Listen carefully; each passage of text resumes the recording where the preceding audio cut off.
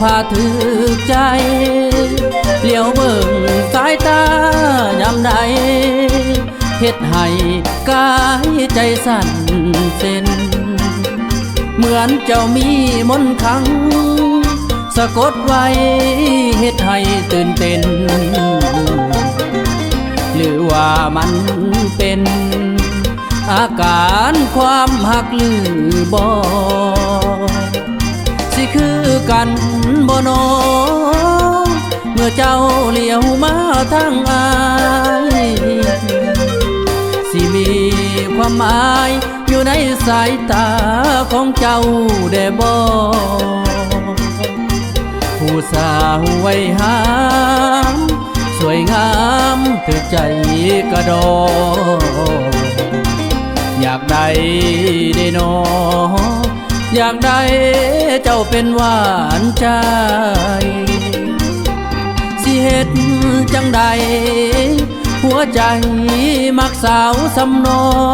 ยหูบห่างสวยงามปล่อยลอยใจลอยคอยหาแต่นา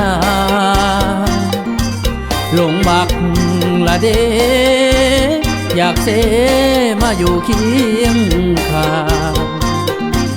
ย้อนอาอยู่ห่างย่านนางบ่มีเยื่อใยหากคบกับอายเจ้าใดสิอยา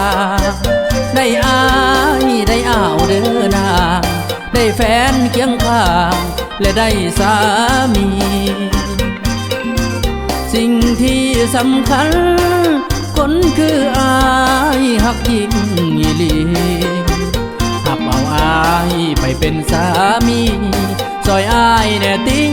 ซอยอายลงคางร่วมสร้างตำนานนำกันโนลาของหักเมื่อยมันกองโลกาเอาจนเทวดาอยู่เมืองฟ้าเพื่อเลี้ยวมาเบิ่งหักให้เป็นตำนานจนจะยมที่บ้านเพื่อเห็นความเลิกซึ้งของคู่อยู่ไปจนถึงสั่วฟ้าดินสูญสิ้นสลาย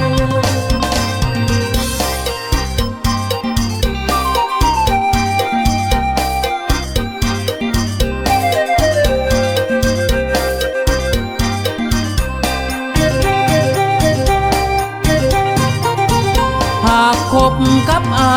ยเจ้าใดสิอยากได้อายได้อ้าวเด้อนางได้แฟนเคียงข้างและได้สามีสิ่งที่สำคัญคนคืออายหักยิ่งอีหลีหับเอาอายไปเป็นสามีซอยอายแน่ติซอยอายลงคางร่วมสร้างตำนานนำกันโนลาของหักเมื่อยมันกองโลกา